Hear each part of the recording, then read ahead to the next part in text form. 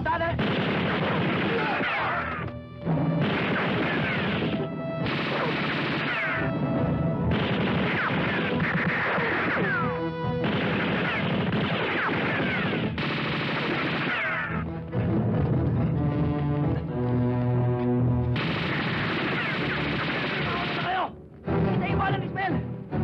Mamatay! Ah, ganun! Mamatay ka mag-isa mo! Ben! Yay! Harikot ako! Antay!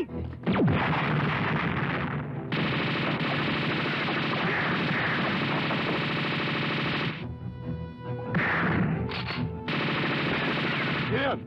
Mga tauhan sa asyenda yun, ha? Bumalimbing!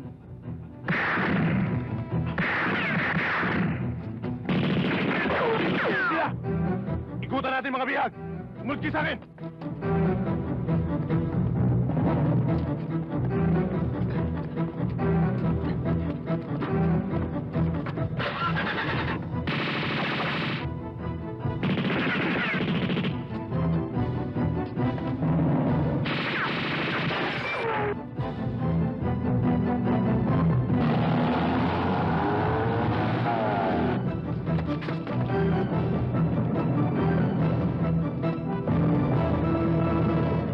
Kikilos sa masama! Taas ang mga kamay! Doon! Lahat! Ayan!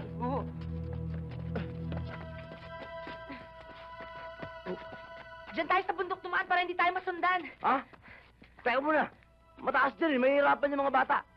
Dito tayo sabi. Hindi nga po pwede dyan eh. Ako dapat na susunod. Sige ka, diyan tayo kundi wala kang kiss. Teka muna, tama si Ismael. Dapat siya masunod. Dito tayo sa bundok. May kiss dyan. Dyan wala. Tara. Let's go. Sunny, istorbo ko yung ensayo mo. Malubha si Barton. Malaking gas sa ospital. Kailangan ko tulong mo. Si Barton? Yung kasangga ni Doro, inampun mo na rin? Ako! Mabuti pakikalbo ka na humingi ng tulong! Sunny, nagbabagong buhay na si Barton. Kapag tumulong ka, parang ako na rin tinulungan mo. Ikaw eh. Dampot ka ng dampot ng mga taong galing sa basurahan. Nasa basurahan din babagsak. Tapos ako peperwisyoin mo. Nagbibigay lang tayo ng pagkakataon. Sa basurahan din tayo nang galing, di ba? Noon. Pero kung gusto mong umasenso, huwag kang lingon ng lingon sa pinanggalingan mo. At kung tutulong ka rin lang, siguraduhin mo makakatulong din sa'yo. Yung mga pinag-aampon mo, puros mga istorbo lang yan eh.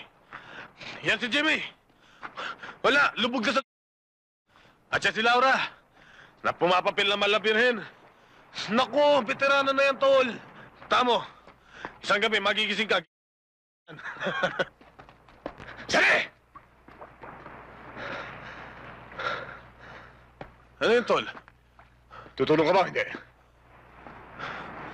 Tol, mukhang galit ka. Masamang kinukulob yan. Ibuga mo, tol. Sige. Bira!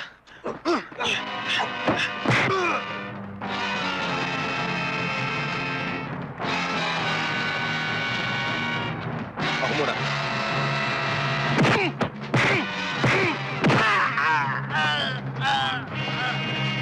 Kailangan!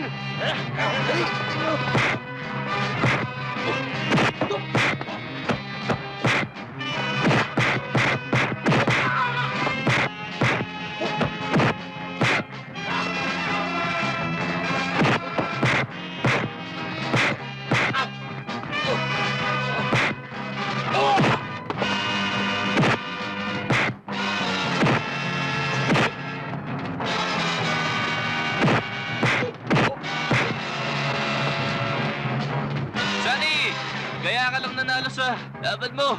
Dahil binugbog namin ng mga picture sa kambingan. Hindi mo alam yun!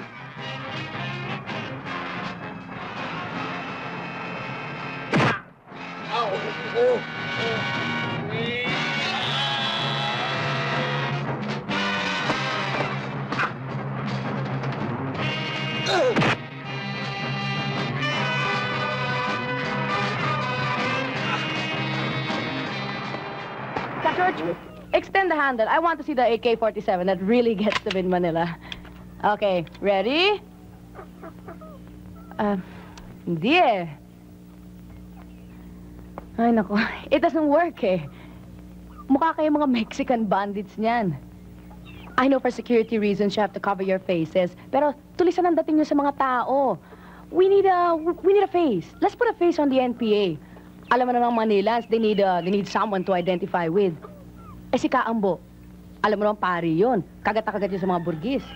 Pero Ka, Alam mo po, kanina pa namin pinag-uusapan ni Ka Efren na kailangan ng media exposure ng ating Cordillera Front.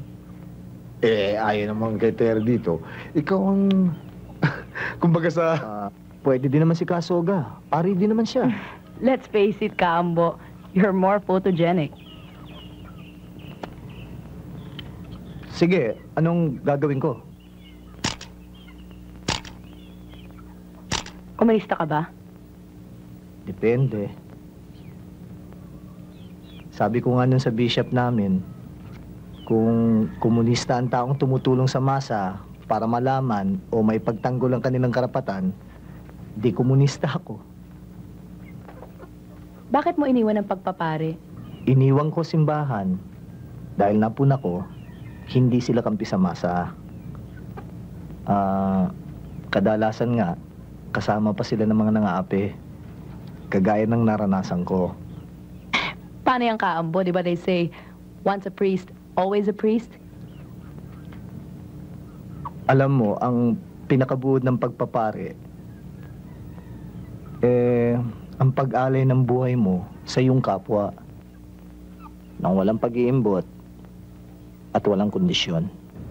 Kaya sa ordinasyon mo, tinuturuan ka na dapat handa ka mamatay anytime. Ganon. Kaya nga lang, napuna ko nung pari pa ako na imbis na ang pare ang mag-alay ng paglilingkod sa masa, yung pang masa ang naglilingkod sa mga pare. Pero dito iba. Talagang pinaglilingkuran mo masa, talagang inaalay mong buhay mo para sa kanila, at talagang pwede kang mamatay anytime. Yan ang pinakabuod ng pagkapare. Naniniwala ka ba sa Diyos? Ikaw? Bakit hindi?